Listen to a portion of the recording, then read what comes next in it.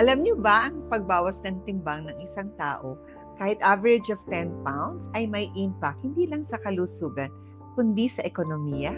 Recently, a viral news report claimed that lighter passengers could help airlines save hundreds of millions in fuel costs. Marami pong natuwa at marami ring nagulat. Pero mas marami ang nagtanong, totoo ba na may malaking epekto ito sa ating kalusugan? So today, let's talk about it. Not the trend, not the hype, but the real science about weight loss. Why it matters to you, why it matters to your heart.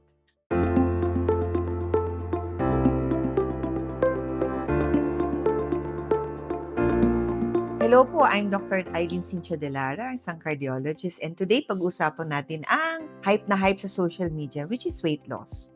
Sa video po na ito, pag-usapan natin ang macro-level impact ng weight loss, bakit may epekto ito sa gastos, transportation at productivity ng isang tao, pero higit sa lahat, ang tunay na medical implication nito sa ating puso at sa ating katawan.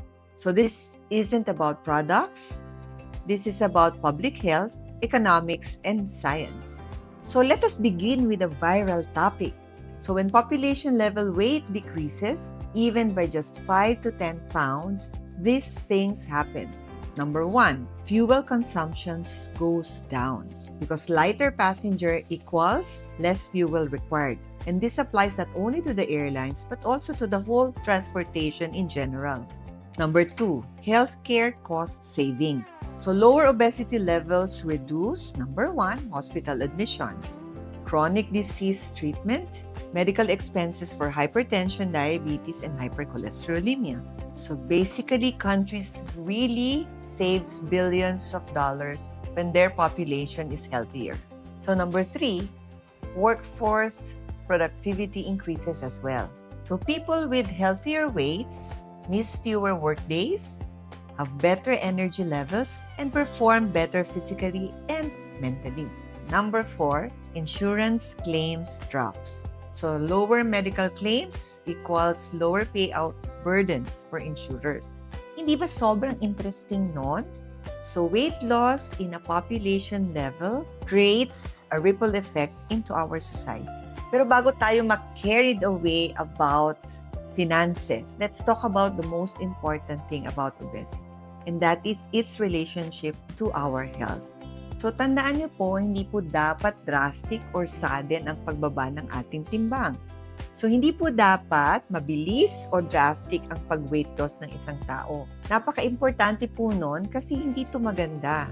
So even losing 5 to 7% of your body weight also creates a big impact to your health as well. So ano po mga pagbabago ito? So number 1, magbabago po ang inyong blood pressure. Ang effect po ng pagbaba ng timbang, may 4 to 5 mm blood pressure drop both sa systolic and diastolic blood pressure. So sa LDL po, which is what is known as your bad cholesterol, may epekto rin po ang pagbaba ng inyong timbang. Kahit ito ay maliit, big impact ito sa mortality and morbidity ng isang tao. So remember, obesity is not a condition but it is a disease. So it's also known as an inflammatory disease. Usually, ang mga pasyente po na medyo obese, they have high CRP level. And we know that CRP is correlated as a marker for atherosclerosis or cardiovascular disease. So that if you lose your weight, you eventually decrease your CRP level, and it is tantamount in saying that you are reducing the risk of atherosclerosis. So may impact din ng obesity sa diabetes, no? Insulin sensitivity improves, incidence of diabetes also is reduced. If you have less body fat, so there is less oxygen demand, less workload for the heart, so better performance ng inyong puso. Ito ang kadalasang nakakalimutan ng mga tao. Hindi lang po ang pagpapayat ay aesthetic. It's more of cardioprotective sa ating lahat. So ngayon po, i-connect natin lahat ito. Pag ang pasyente ay nag-lose weight, fewer heart attacks, fewer strokes, fewer dialysis cases, fewer hospitalization. At ano bang impact pag mababa ang hospitalization? So number 1, bababa po ang ating healthcare costs. Number 2, yung mga companies that we work for saves billions. 3, transportation uses less fuel. People live longer and healthier. They are more productive. And lastly, you see that there would be impact on national economy. Ito pong lahat ng ito ay hindi lang po assumptions. Ito po ay well-documented findings in health economics. So yes, weight loss creates positive ripple effects across the entire country. Pero hindi ibig sabihin nito, ito lang ang solusyon natin. Everybody just needs to lose weight. But remember, this is not always realistic, no? So we have to be focused on one important aspect on weight loss, and that would be health first. So the real focus should always be health first, evidence-based, and safe weight reduction. Weight loss should never be extreme, rushed, product-driven, unsafe, and unsupervised. It must be done safely, guided by proper nutrition, sustainable movement, medical evaluation, and of course, understanding your risk factor. Because a cardiologist, ang pinakamadalas kong nakikita ay ganito. Lahat sila nagmamadaling magpapayat para maging sexy, para magkasya ang damit. But not actually realizing anong impact nito sa health nila.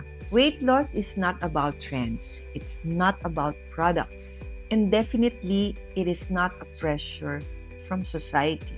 Weight loss, it's all about health, your heart, your longevity, your energy, your independence, and your quality of life.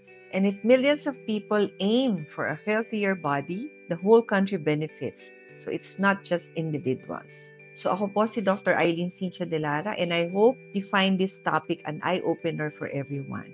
So please like, share, and subscribe. Let's talk about health, not just for ourselves, but of course for our families as well.